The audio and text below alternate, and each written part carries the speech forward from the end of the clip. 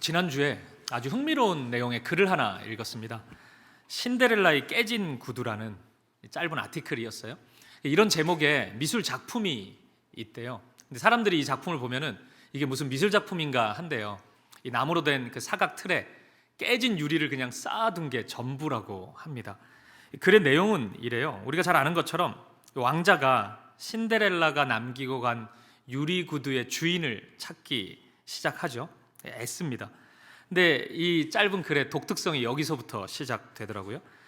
유리구두의 특성상 유리구두는 발의 모양이 그대로 드러날 수밖에 없잖아요. 이렇게 보면 신데렐라의 발이 예쁠 수가 없다는 거죠. 고된 노동에 힘들었던 신데렐라의 발은 결코 예쁘지 않았을 것이라는 주장입니다. 아마도 이 상황은 신데렐라의 거친 발과 불안한 눈빛과 그걸 바라보는 왕자의 시선 이런 게 교차했을 거다 이런 생각이 듭니다. 따라서 유리구두를 신었던 신데렐라를 가까이서 만났던 이 왕자는 아마도 아름다운 발의 그 여인을 상상하기보다는 이 거친 발, 이렇게 예쁘지 않은 발, 그런 발을 기억하면서 이 주인을 찾지 않았을까라는 주장입니다. 이렇게 되면 이 이야기가 달라져요. 이 신데렐라 이야기는 단순한 신분 상승이나 인생 역전의 이야기가 아니게 되죠. 이 글은 이렇게 이야기를 해요. 우리의 선입견 속에 있는 신데렐라 이야기를 깨뜨릴 때 진짜 신데렐라를 만날 수 있다. 제가 설교의 시작 부분에 이 이야기를 하는 이유가 있습니다.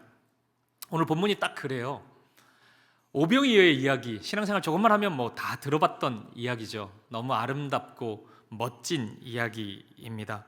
그런데 우리가 가지고 있는 이 틀, 이 신데렐라의 유리구두를 깨뜨리고 나면 주님이 진짜 하시고 싶은 말씀이 보이기 시작합니다. 주님이 진짜 알려주고 싶은 진리가 보이기 시작하는 거예요. 그래서 오늘은 이 본문 안으로 들어갈 때 우리 가운데 있는 신데렐라의 유리구두라는 선입견을 깨고 이 말씀 안으로 들어가 보도록 하겠습니다. 오늘 본문은 굉장히 갑작스럽게 시작되는 느낌이 있습니다. 본문의 13절 말씀을 다시 한번 읽어보도록 하겠습니다. 시작. 예수께서 들으시고 배를 타고 떠나사 따로 빈들에 가시니 무리가 듣고 여러 고을로부터 걸어서 따라간지라. 아멘. 예수님은 어떤 말씀을 들으신 후에 갑자기 자리를 이동하십니다. 예수님이 들으신 말씀은 바로 앞에 있는 말씀인데 세례 요한의 죽음에 대한 소식입니다. 충격적이게도 세례 요한이, 예수님의 오심을 준비했던 하나님의 사람 세례 요한이 목베임을 당해서 비참하게 죽음을 맞이하게 됩니다. 이 충격 때문이었을까요? 예수님은 갑자기 배를 타고 빈 들로 이동하십니다. 무엇을 하시려고 이곳에 가셨을까요? 그리고 이곳에서는 도대체 어떤 일이 일어나게 될까요? 오늘 본문을 포함한 이 마태복음 14장 처음부터 쭉 읽다 보면은 오늘 본문과 이 앞의 이야기, 이 세례 요한의 죽음이 나오고 있는 이 앞의 이야기가 묘하게 대조를 이루고 있다는 것을 우리가 발견하게 됩니다. 먼저 그래서 오늘 본문 앞의 이야기를 짧게 한번 집중해 보도록 하겠습니다. 본문 앞 이야기인 14장 1절 이 시작을 보면 헤롯이라는 인물의 생일 잔치로 이야기가 시작됩니다. 이 사람의 정확한 이름은 헤롯 안티파스인데 유대 땅 갈릴리 지역을 다스렸던 분봉 왕 중에 한 명이었습니다. 왕이니까 이 사람이 가지고 있었던 권력, 힘 이런 것은 정말 어마어마했겠죠. 이 사람의 그런 모습을 보여주는 것처럼 생일 잔치는 굉장히 자극적이고 화려한 요소들로 가득합니다. 아마 이것을 본 사람은 쾌락이라는 단어와 매우 어울리는 시간이구나, 그런 장소구나 이런 이야기를 했을 것 같습니다. 부적절한 관계로 아내가 된 헤로디아라는 여인이 등장하고 보통은 부끄러워서 그런 여인 등장 못 시킵니다. 근데 그냥 전면에 나타나요. 그녀의 딸이 춤을 춥니다. 그러면서 축하 공연을 이끌어 갑니다. 이 공연이 끝나자마자 헤롯은 이런 얘기를 합니다. 딸에게 네가 원하는 것이 무엇이든지 내가 다 들어주겠다. 이런 약속을 해요. 여러분, 이런 이야기는 누가 하느냐에 따라서 이 무게감이 다르죠. 저 같은 사람이 하면은 조크입니다. 그런데 헤롯 같은 사람이 하면은 이게 얘기가 달라져요. 왜냐하면 이 사람은 진짜 그거 해줄 수 있는 사람이거든요. 뭐 얘기하든지 다 줄 수 있는 사람입니다. 이 장면은 헤롯이 자신이 가지고 있는 힘과 권력이 얼마나 대단한지를 보여주는 장면이라고 할 수 있습니다. 화려한 쇼, 산의 진미로 가득한 음식, 권력 자랑을 하면서 온갖 보기 좋은 장면들, 듣기 좋은 이야기들이 난무하는 곳, 이곳이 바로 헤롯의 생일 잔치였습니다.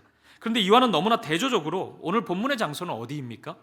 빈 들입니다.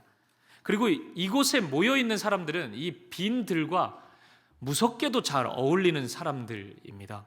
본문의 14절을 보니까 온갖 환자들이 가득해요. 병원 같아요. 꼭 아픈 사람들로 가득합니다. 15절에 따르면 수많은 무리들이 모였는데 먹을 것 하나 나눠 먹을 수 없는 그런 상황입니다. 세상에 권력자들이 모여있고 온갖 산의 진미가 가득했던 헤롯의 생일잔치와 비교해보면 초라하기 그지없는 그런 모습입니다. 찾다가 나온 게 오병이어 떡 5개와 물고기 2마리입니다. 진짜 불쌍하고 결핍된 상황입니다. 여러분 어떠십니까? 여러분이 만약 이 예배 후에 이 둘 중에 한 곳 가야 한다면 헤롯의 생일잔치 가시겠습니까? 아니면 빈들에 가시겠습니까? 제가 몇 년 전에 분당우리 교회에서 훈련을 인도할 때 이 훈련생들에게 이 귀납적 성경 연구라는 이 훈련생들이 가장 힘들어하는 과제가 있어요. 이 본문으로 그 과제를 내어준 적이 있습니다. 그러면서 훈련생들에게 이 과제를 점검하면서 이런 적용 질문을 던졌어요. 여러분의 삶의 목표는, 방향은 헤롯의 생일잔치를 향해 있습니까? 아니면 빈들을 향해 있습니까?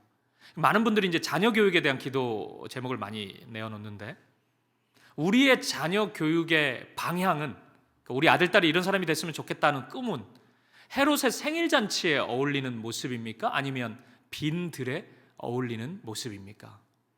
이 질문을 한번 던져보았습니다. 여러분은 어떻습니까? 여러분의 삶의 방향은 어떠세요? 여러분의 지금 걷고 있는 길은 헤롯의 생일잔치를 향해 있는 길입니까? 아니면 빈들을 향한 길입니까? 보다 근본적인 질문을 한번 해볼게요. 여러분, 이 두 곳이 지금 대조되고 있는데 이 두 곳 중 어디가 하나님 나라 같으십니까? 어디가 하나님 나라 같으세요? 이 성경에 보면은 하나님 나라를 잔치로 이야기를 많이 하거든요. 어디가 하나님 나라 같으세요? 빈들 같죠? 뭔가 이유를 얘기하라 그러면 좀 잘 모르겠지만 그래도 신앙생활 했던 경력이 있으니까 왠지 헤롯 생일잔치는 아닌 것 같지 않습니까? 빈들 같아요. 헤롯의 생일잔치 이야기 쭉 보면은 잔치라서 뭔가 화려해 보이고 좋아 보이긴 했는데 마지막 이야기가 하나님의 사람 세례 요한이 죽임을 당하거든요. 기분 좋게 무슨 가족영화 관람하듯이 봤는데 갑자기 스릴러로 장르가 바뀌면서 애들 눈 가리고 싶고 이곳에 있으면 안 될 것 같은 그런 느낌이 듭니다. 확신 없지만 그래도 하나님 나라 하나 고르라면 빈들 같아요. 그러면 다음 질문을 던져볼 수 있겠네요. 이 차이, 왠지 모르게 빈들이 하나님 나라 같았는데 그 이유를 찾아야 한다면 무엇에 있겠습니까? 왜 빈들이 하나님 나라예요? 그렇죠. 예수님이 거기 계시잖아요. 헤롯의 생일잔치는 화려해 보였지만 예수님 거기 안 가셨거든요. 거기 안 계시거든요. 그런데 빈들은 보잘것없어 보이지만 예수님이 거기 서 계십니다. 그러면 이제 마지막 질문이에요. 그 이유는 무엇입니까? 예수님이 헤롯의 생일잔치 안 가시고 빈들에 가신 이유 뭐예요? 이 세 번째 질문이 우리에게 있어서 가장 중요한 질문이 될 것 같습니다. 그래서 이 질문 앞에 우리가 좀 멈추어 서 보도록 하겠습니다. 그리고 이 질문, 왜 예수님이 화려한 헤롯의 생일잔치에 안 가시고 아무것도 없는 빈들에 가셨는지 그 이유를 우리가 한번 묵상해 보도록 하겠습니다. 그리고 이 질문에서 발견할 수 있는 세 가지 은혜를 여러분과 함께 나누고 싶습니다. 첫 번째 이유입니다. 예수님이 헤롯 생일잔치 안 가시고 빈들에 가신 첫 번째 이유는 예수님은 예수님 밖에 의지할 데가 없는 사람들을 무척이나 사랑하시기 때문입니다. 지금 빈들에 서 있는 사람은 이 장소인 빈들과 무섭게 어울리는 사람들입니다. 몸이 아픈 사람들이 가득해요.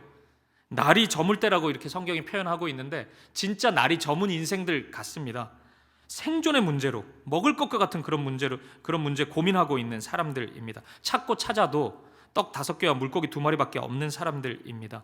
예수님 외에는 의지할 것이 없는 사람들, 이 세상에서 어떤 기대도 찾을 수 없는 사람들이 바로 이곳에 모여 있습니다. 본문 14절 말씀을 우리 같이 한번 읽어보겠습니다. 시작. 큰 무리를 보시고 불쌍히 여기사 그 중에 있는 병자를 고쳐 주시니라. 아멘. 예수님께서 이 무리를 바라보시면서 불쌍히 여기셨다고 말씀하고 있습니다. 이게 이제 신약 성경에 헬라어로 쓰여졌으니까 헬라어 성경을 보면 이 불쌍히 여기다 이 단어가 에스플랑크 니세라는 단어가 사용됩니다. 이게 스플랑크 니조마이라는 단어의 3인칭형인데 뭐 이런 것까지 알 필요는 없습니다. 근데 스플랑크 니조마이는 스플랑크스라는 명사에서 파생된 단어예요. 근데 이 단어는 오늘날에도 간혹 사용이 되는데 그리스에서 이 스플랑크스라는 단어는 창자를 가리키는 단어입니다.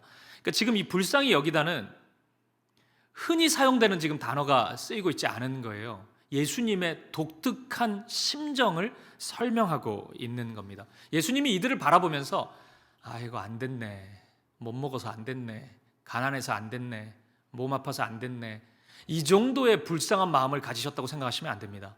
예수님이 그들을 바라보시면서 품으셨던 마음은 창자가 끊어질 것 같은 마음이었습니다. 그것이 꼬이고 고통스러워서 바라보기도 힘든 그 마음으로 이 사람들을 바라보셨고 이 사람들을 사랑하셨다는 것입니다. 예수님은 이런 식으로 사랑하셔요. 예수님이 누군가를 사랑하셨다 할 때는 우리가 마지못해서 이거 안 하면 뭔가 안 될 것 같아서 억지로 하는 사랑과 전혀 다릅니다. 예수님이 나를 사랑하셨다라고 할 때는 예수님은 모든 것을 겁니다. 예수님은 그렇게 우리를 사랑하시는 분이십니다. 이 사랑과 이 열정을 가지시고 예수님은 빈 들로 가셨던 겁니다. 빈 들에서 예수님 아니면 안 되는 그 사람들 만나시려고 예수님은 달려가셨던 것입니다. 사랑하는 여러분, 오늘 여러분의 인생이 빈 들과 같이 느껴지시는 분들이 있으십니까? 건강의 문제로, 관계의 문제로, 여러 가지 상황 속에서 진짜 이 세상에서 답을 찾기가 힘들어서 빈 들과 같은 마음과 삶을 살아가고 있는 분들이 있으세요? 오늘 예수님께서 여러분을 찾아오실 것입니다. 예수님이 찾아오시기로 작정하셨다면 예수님 앞에 그 어떤 것도 장애가 될 수 없습니다. 방해가 될 수 없어요. 예수님은 모든 환경을 뛰어넘고 그곳이 빈들이라 할지라도 예수님은 찾아가십니다. 그러니 여러분, 빈들에 서 있다 할지라도 두려워하거나 염려하지 마십시오. 안심하십시오. 예수님이 찾아오십니다. 오늘 이 예배가 그렇게 나를 찾아오시는 예수님을 만나는 은혜의 예배가 될 수 있기를 주님의 이름으로 간절히 축복합니다. 우리 두 번째 이유입니다. 예수님께서 빈들로 찾아가신 두 번째 이유는 하나님 당신이 어떻게 일하시는지 그 방법을 보여주시기 위해서입니다. 본문 15절 말씀을 우리 다시 읽어보죠. 시작. 저녁이 되매 제자들이 나와 이르되 이곳은 빈들이요 때도 이미 저물었으니 무리를 보내어 마을에 들어가 먹을 것을 사 먹게 하소서. 아멘. 저녁이 되었어요. 배가 고픈 상태가 되었습니다. 하지만 이 사람들의 형편은 빈들과 같은 상황이니까 먹을 것이 없었습니다. 해가 저물 때라고 이렇게 얘기를 하니까 진짜 이런 인생이 해가 저문 것 같은 인생 이렇게 느껴집니다. 17절에 따르면 이들에게 나온 것이라고는 떡 5개와 물고기 2마리밖에 없습니다. 너무 많은 사람들이 모여 있었기 때문에 이것으로는 먹을 수가 없죠. 보십시오. 세상의 눈으로는 가진 게 없어요. 거의 없습니다. 뭘 내놓을 수 있습니까? 주님 앞에 내놓을 게 하나도 없습니다. 그런데 여러분, 진짜 아무것도 없었냐라고 생각해 보면 그렇진 않습니다. 무엇이 있었죠? 마음이 있었어요. 어떤 마음이냐면 주님밖에 없는 마음. 지금 이 사람들은 어떤 이유에서건 주님 말씀 한번 듣고 싶어서 여기 온 것입니다. 빈들까지 따라온 거예요. 주님 만나고 싶은 그 간절한 마음 하나 가지고 여기 온 것입니다. 그 마음이 있었어요. 그리고 우리 주님은 그 마음을 귀하게 보십니다. 이들이 내놓은 오병이어가 중요한 게 아니에요. 일병이어도 상관없습니다. 그것으로도 주님은 먹이셨을 거예요. 그 보잘것없는 것, 주님 의지하는 마음으로 내놓는 마음, 주님밖에 없는 그 믿음, 우리 주님은 그것을 귀하게 여기십니다. 여러분 기억하셔요. 우리 주님 앞에서는 이것으로 충분합니다. 뭐 막 300보따리 가지고 와가지고 내가 다 먹이겠다 그런 거 썩 중요하지 않아요. 주님이면 충분합니다. 주님 말씀, 주님 만나는 것, 주님 손 붙잡는 것, 그 믿음이면 충분하고 그 믿음 안에서 나오는 모든 것을 우리 주님은 도구로 사용하십니다. 주님은 아무것도 없는 빈들에서 바로 이 사실을 제자들에게, 모여있는 무리에게, 그리고 이 말씀을 읽고 있는 저와 여러분에게 알려주기 원하셨던 것입니다. 고린도후서 12장 10절을 보면 사도가 이런 유명한 말씀을 고백을 합니다. 우리 같이 한번 보죠. 고린도후서 12장 10절. 그러므로 내가 그리스도를 위하여 약한 것들과 능욕과 궁핍과 박해와 곤고를 기뻐하노니 이는 내가 약한 그때 강함이라. 아멘. 사도는 육체의 아픔을 가지고 있었어요. 이 문제를 두고 무려 3번이나 주님께 기도합니다. 고쳐달라고 간구해요. 그런데 주님이 고쳐주시지 않으십니다. 사도는 계속 생각했을 거예요. 본인이 가는 곳에서 아픈 사람이 있으면 기도하면 나았단 말이에요. 그런 일이 한두 번도 아니고 매번 일어났었단 말이에요. 그 능력이 사도가 가는 곳마다, 사역하는 곳마다 일어났단 말이에요. 그런데 정작 나의 아픔, 나의 고통 가지고 주님께 기도했는데 들어주시질 않아요. 이거 어떻게 해석해야 됩니까? 사도는 고민하고 또 고민했을 것입니다. 그때 사도는 깨달았을 거예요. 내가 아무것도 할 수 없는 그때, 내가 진짜 어떤 내 노력도 담을 수 없는 그때 하나님의 능력이, 하나님의 일이 진짜 나타나는구나. 하나님 그거 알려주시기 원하셨고 나를 통해서 사람들에게 그거 보여주시기 원하시는구나. 사도는 깨달았을 것입니다. 사랑하는 여러분, 우리는 때때로 내가 너무 강하지 못하기 때문에, 내가 준비되지 않았고 너무 없기 때문에 하나님께 쓰임받지 못한다고 생각하지만, 제가 20년 넘게 사역을 하면서 본 것이 있어요. 너무 강해서 하나님께 쓰임받지 못하는 경우는 제가 많이 봤습니다. 그런데 약하기 때문에 하나님께 쓰임받지 못하는 경우는 본 적이 없습니다. 너무 강하기 때문에 하나님의 도구가 되지 못하는 경우는 봤어요. 너무 가진 것이 많기 때문에, 너무 많은 것을 누리고 있기 때문에 그것에 매여서 하나님을 의지하지 못하고 하나님이 일하시지 못하는 경우는 숱하게 보았지만, 너무 없어서, 너무 결핍이 느껴져서, 다 잃어버려서 하나님의 일하심을 보지 못하는 경우는 없었습니다. 오히려 그 상황이 하나님을 붙잡는 통로가 되고 하나님의 일하심의 도구가 되는 경우는 훨씬 많이 보았습니다. 사랑하는 여러분, 오늘 약함 가운데 거하시는 분들이 있으십니까? 몸의 건강을 잃었고 내 능력이 없고 지식이 없고 여러 가지 결핍 때문에 힘들어 하시는 분들이 있으세요? 근데 가진 게 너무 없어가지고, 오병이어밖에 없어가지고 너무 부끄럽다, 누가 알면 안 되는데 오병이어밖에 없는 걸 막 쪽팔려 하고 힘들어하는 분들이 있으십니까? 여러분, 바로 그때 주님께 나아가십시오. 주님 앞에 나아가십시오. 주님 앞에 여러분의 가진 것을 드려보십시오. 주님 앞에서 여러분의 삶을 맡겨보십시오. 주님께서 여러분의 그 작은 것을 통해 일하시는 모습을 볼 수 있을 것입니다. 그 하나님 경험하는, 그 하나님 만나고 그 하나님 경험하는 저와 여러분 되시기를 주님의 이름으로 간절히 축복드립니다. 마지막 3번째입니다. 예수님이 빈들로 가신 3번째 이유는 바로 이곳에서 우리 자신이 어떠한 사람인지 우리의 실체를 깨닫게 하시기 위함이었습니다. 우리 주님은 때때로 우리를 빈들로 인도하실 때가 있습니다. 물론 이런 진술은 우리의 마음을 굉장히 불편하게 하죠. 아멘이 안 나오지 않았습니까 지금? 저도 힘듭니다. 내일 빈들로 갈 거다. 저는 너무 힘들 것 같아요. 잠을 이루지 못할 것 같아요. 하지만 그럼에도 불구하고 이 진술은 사실입니다. 저와 여러분의 삶 속에서도 빈들로 갈 시간이 분명히 찾아올 것입니다. 왜 그러실까요? 왜 그런 시간이 필요할까요? 우리 주님은 바로 그곳에서 내가 어떤 사람인지를 보여주고 싶으신 것입니다. 그 말은 곧 빈들과 같은 곳에 서 있지 않으면 발견하지 못하는 것이 있어요. 내가 그곳에 가지 않으면 내가 누구인지를 정확히 보지 못한다고요. 나를 보여주시기 위해서, 내가 누구인지를 알려주시기 위해서 때때로 주님은 우리 손을 붙잡고 빈들로 데려가실 때가 있는 것입니다. 사도행전 1장을 보면 예수님께서 제자들을 향해서 약속하신 성령을 주시겠다고 말씀하시면서 그 장소를 예루살렘이라고 말씀하십니다. 사도행전 1장 4절을 함께 보시죠. 사도와 함께 모이사 그들에게 분부하여 이르시되 예루살렘을 떠나지 말고 내게서 들은 바 아버지께서 약속하신 것을 기다리라. 예루살렘을 떠나지 말고.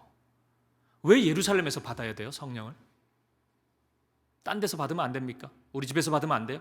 왜 예루살렘에서 성령을 기다리라고 말씀하십니까? 이게 순전히 제자들 입장에서만 바라본다면 예루살렘은 굉장히 힘든 기억만이 자리하고 있었습니다. 좋았던 기억도 있지만 특별히 마지막에는 더욱 그랬습니다. 제자들의 실패와 상처가 고스란히 나타나는 장소였습니다. 예수님과 끝까지 함께 하겠다고 고백했지만 예수님을 모른다고 3번이나 부인했던 곳이 예루살렘이었습니다. 십자가에 잡혀가시는데 그 누구도 막아서지 못했던 곳이 예루살렘이었습니다. 예수님 죽음 앞에서 무서워서 벌벌 떨고 뿔뿔이 흩어졌던 곳이 예수님 곁을 지키지 못했던 그곳, 그 제자들의 바닥난 믿음, 인간성이 다 드러났던 곳이 예루살렘이었습니다. 그렇기 때문에 이 지점에서 제자들에게 예루살렘은 실패와 상처의 트라우마가 있는 장소입니다. 여러분, 이렇게 본다면 거기 떠나지 말고 거기서 성령을 받으라는 이 주님의 말씀은 어떻게 다가오겠습니까? 실패한 그 자리, 나의 힘으로는 그 어떤 선한 것 하나 이룰 수 없다고 확인된 그 자리에 끝까지 서 있으라는 말씀으로 다가옵니다. 내가 주인이 되었을 때, 예수님을 따르지 않고 내가 내 인생의 주인이 되었을 때 어떤 연약한 모습이 나타나는지를 확인할 수 있는 그 자리에 서 있으라는 것입니다. 언제까지요? 성령을 받을 때까지. 예수님의 십자가 죽음이 억울하게 느껴질 때까지. 그분이 왜 나를 이토록 사랑하시는지, 왜 이런 보잘것없는 배반하고 배신하고 예수님 곁을 자꾸만 떠나려 하고 세상을 사랑하는 나를 이토록 사랑하시는지 그 의문이 해소되지 않는 그 자리까지 서 있으라는 것입니다. 그때 예수님의 사랑이, 그분이 보여주신 사랑의 넓이와 깊이만큼 제자들에게, 우리에게 다가올 수 있는 것입니다. 그 자리에 섰을 때 그 십자가의 사랑이 무엇인지 비로소 우리는 정확하게 고백할 수 있는 것입니다. 그때야 성령을 경험할 수 있고 그때야 십자가와 부활의 증인으로서 살아갈 수 있는 것입니다. 빈들이 바로 그런 곳이에요. 그렇기 때문에 예수님은 때때로 우리를 빈들로 인도하십니다. 우리 자신을 보여주시기 위해서, 그리고 나를 비우고 예수님으로 가득 채우는 인생을 살아가도록 주님은 우리를 그곳으로 인도하십니다. 따라서 여러분, 우리가 빈들에 가거든 그 빈들에서의 주도권은 철저히 예수님께 있음을 인정하십시오. 내가 주도권을 쥐고 있으면 빈들은 진짜 비참한 곳이 될 수밖에 없어요. 하지만 주도권이 주님께 있음을 인정하면 그곳은 아름다운 장소로 바뀌게 됩니다. 본문 20절을 보면은 오병이어로 막 많은 사람들이 먹는데 그냥 다 먹고 끝난 게 아니고 남은 조각을 담았더니 12바구니가 가득 채워졌다, 이렇게 말씀합니다. 이 12바구니에서 12는 그냥 그저 그런 숫자가 아닙니다. 성경에서 12는 하나님의 공동체를 상징하는 의미 있는 숫자입니다. 구약에 12지파 이스라엘 백성들이 있었고 예수님이 제자들을 부르실 때 12제자를 부르십니다.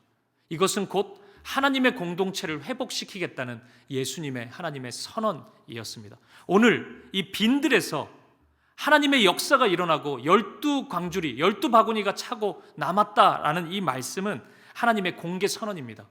회복시키시겠다는, 빈들과 같은 인생도 나와 함께 한다면 풍요로움으로 나아갈 수 있다는 하나님의 약속이고 하나님의 선언입니다. 그렇기 때문에 우리 주님은 바로 이 말씀, 12바구니를 가득 채웠다는 이 말씀을 통해서 제자들에게, 이 무리에게, 그리고 오늘 저와 여러분에게 말씀하고 계십니다. 내가 너와 함께 할 거다. 내가 너를 결코 버리지 않았다. 너의 삶이, 너의 가정이 빈들과 같이 보인다 할지라도 내가 함께 하고 있다. 풍요로움으로 인도할 것이다. 주님은 약속하고 계신 것입니다. 따라서 여러분, 이런 하나님의 인도하심을 이해하고 이 하나님의 사랑을 경험한 사람들은 하나님의 빈들로의 인도하심을 마냥 거부하거나 부당하게 여기지는 않습니다. 물론 두렵죠. 평생 빈들에서나 사십시오. 이거는 너무 힘들죠. 저보고 누가 그러면 귀를 막을 것 같습니다. 감당하기가 너무 힘들어요. 하지만 그럼에도 불구하고 우리는 고백할 수밖에 없습니다. 빈들 한 번도 가지 않은 인생인데 이런 하나님의 역사, 하나님의 사랑, 하나님의 일을 한 번도 경험해보지 못한 인생과 빈들에 한두 번 갔지만 그 하나님을 만나고 그 하나님을 경험한 인생이 있다면 힘겹지만 주님과 함께하는 빈들의 인생을 걸어가겠습니다. 이렇게 고백하게 되는 것입니다. 사랑하는 여러분, 말씀을 마무리하겠습니다. 이 스웨덴의 작가인 테오도르 칼리파티데스라는 작가가 77세의 나이에 이런 글을 고백을 했어요. 평생 글을 썼는데 내 글을 잃어버렸다는 거예요. 도저히 글을 쓸 수가 없게 되었다는 이야기를 합니다. 그 이유를 다시 쓸 수 있을까? 이 사람의 책에서 이렇게 고백합니다. 제가 한 부분만 읽어드릴게요. 내 소설이 처음으로 출간된 1969년 이후 나의 나날은 그렇게 흘러갔다. 글쓰기가 막히는 일도 없었고 흐름이 방해받은 적도 없었다. 하지만 이제 2015년이고 내 기력도 점점 쇠약해져 갔다. 나는 글을 아예 쓰지 않는 것보다도 후지게 쓰는 것이 두려웠다. 이분이 글을 쓰지 못한 결정적인 이유는 자신의 명성에 금이 가는 것에 대한 두려움이었습니다. 저는 여기서 실패만큼 무서운 것이 성공이라는 생각을 해요. 이 성공한 이 작가가 넘어야 될 땅은 척박한 땅이 아니라 비옥한 땅이었던 겁니다. 성공을 하고 나니까 두려움이 찾아온 겁니다. 후지게 글을 쓰는 두려움이, 이전처럼 아름다운 글을 쓰지 못할 것 같은 두려움이 찾아온 겁니다. 이 테오도르 이 작가가 어떻게 이거 극복했는지 아십니까? 막 마른 수건을 짜내도 물 한 방울 안 날 것 같은 이 하루하루가 반복됐는데 어떻게 극복했냐면 그래도 썼대요. 그냥 쓴 거예요. 그냥 불만족스럽죠. 말도 안 되는 이야기죠. 이전에 자기와 비교해보면 너무 수준 낮은 이야기죠. 근데 그냥 솔직하게 담백하게 계속 글을 썼대요. 그렇게 글을 쓰고 또 써보자 한 번도 생각해보지 못한 미지의 글의 세계에 이르게 됐다. 그렇게 이 작가는 고백합니다. 자, 오늘 설교 제목을 여기서 따왔어요. 후지게 쓰는 것이 두려웠다. 빈들에 가는 것이 두려웠다. 제 마음 같아서 이것이 두려웠던 이 사람처럼 우리도, 저와 여러분도 빈들로 가는 것이 두려울 수 있습니다. 헤롯의 생일잔치 가지 못하는 것이 두려울 수 있어요. 특히나 이런 생일잔치 많이 참석해본 분들은 더 두려울 수 있습니다. 매해 이 시기만 되면은 헤롯의 생일잔치 초청장 나에게 왔는데 어느 순간부터 안 와요. 그럼 마음이 비참해지죠. 초청장 하나 왔는데 빈들 초청장 이거 오고 이러면은 눈물 나죠. 두렵죠. 인생 다 끝난 것 같죠. 우리에게 그런 두려움이 찾아올 수 있습니다. 절망이 찾아올 수 있어요. 여러분, 지금 우리가 서 있는 이 강남 지역에 최근 몇 주 동안 매주 한 명씩 우리 청소년 아이들이 삶을 마감했습니다. 소식을 들어서 아실 거예요. 높은 곳에 올라가서 뛰어내리는 일들이 있었습니다. 누가 그러더라고요. 이 대한민국에서 제일 불쌍한 사람이 누군지 아냐? 누군지 아세요, 여러분? 대치동에 살고 있는 하위권 청소년들이래요. 그러니까 전국에 하위권 아이들은 많습니다. 저도 그런 사람 중에 한 사람이었고, 근데 그렇게 불행하지 않아요. 그냥 공부 못하면 못하는 거거든요. 그리고 막 놀아요, 즐겁게. 자기 하고 싶은 것도 하고 뭐 그럽니다. 근데 대치동에 있는 하위권 아이들은 그렇게 못해요. 정해진 삶을 살아야 됩니다. 해도 상위권이 안 된다는 느낌이 강하게 다가오는데도 그걸 벗어나지 못하고 계속 해야 돼요. 숨 쉴 수 있는 곳이 없어요, 이 동네 애들은. 그래서 극단적인 자리까지 나아가게 되는 것입니다. 저는 저와 여러분 모두가 이 현실을 외면하지 않기를 바랍니다. 끊임없이 이런 일은 일어나겠죠. 우리가 이것을 그냥 정신력이 약하거나 그냥 견디지 못했던 한 아이 정도로 취급하지 않기를 바라요. 오늘 우리의 기도 제목이 될 수 있기를 바라고, 오늘 우리의 결단이 될 수 있기를 바랍니다. 오늘 우리가 우리의 아이들을, 우리의 아들, 딸을 헤롯의 생일잔치에 어울리는 사람으로만 자꾸 양육하려고 하는 것은 아닌지 돌아볼 수 있기를 바랍니다. 우리가 그곳에 한 명이라도 더 보내고 싶어가지고 혈안이 되어 있는 것은 아닌지 돌아볼 수 있기를 바라요. 빈 들이라도 주님이 함께 하신다면 그곳이 얼마나 아름다운 땅인지를 한 번도 알려주고 있지 않는 그 모습, 우리의 모습 아닌지 돌아볼 수 있길 바랍니다. 우리 아까 헌금성 드렸던 것처럼 초막이나 궁궐이나 내 주 예수 계신 곳이 그 어디나 하늘나라. 우리가 그렇게 고백했죠.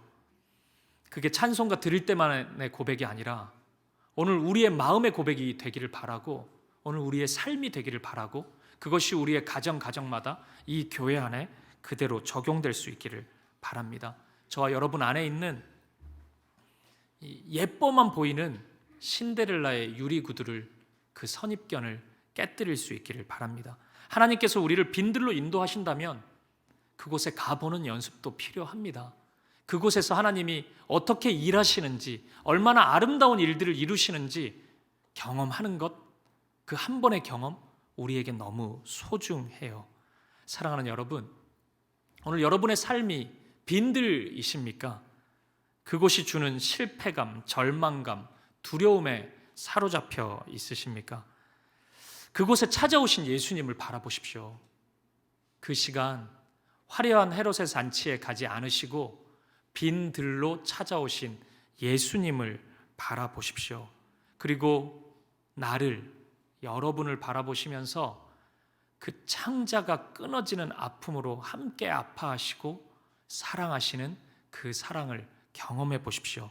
그리고 여러분, 작은 오병이어라도 막 숨기고 싶고 이거 있는 게 드러나는 게 부끄러운 그거라도 주님이 오셨다면 주님께 내어드리십시오. 여러분의 마음을, 여러분의 삶을 주님께 기꺼이 내어드리십시오. 맡겨드리는 순간, 송두리째 내 삶을 주님께 맡겨드리는 순간, 하나님께 위탁하는 그 순간 하나님의 일이 시작될 것입니다. 지금 여러분이 서 있는 이 빈들에는 하나님의 회복과 치유가 있는 12바구니의 일들이 시작되었습니다. 그 하나님이, 그 주님이 그 아름다운 일들을 시작하셨습니다. 그 주님의 일하심을 소망하고 하나하나 경험할 수 있는 저와 여러분 되시기를, 우리 사김의 교회의 모든 걸음이 빈들이 찾아온다 할지라도 주님 바라보며 12바구니의 아름다운 일하심을 경험하는 걸음걸음이 되기를 우리 주님의 이름으로 간절히 축복드립니다.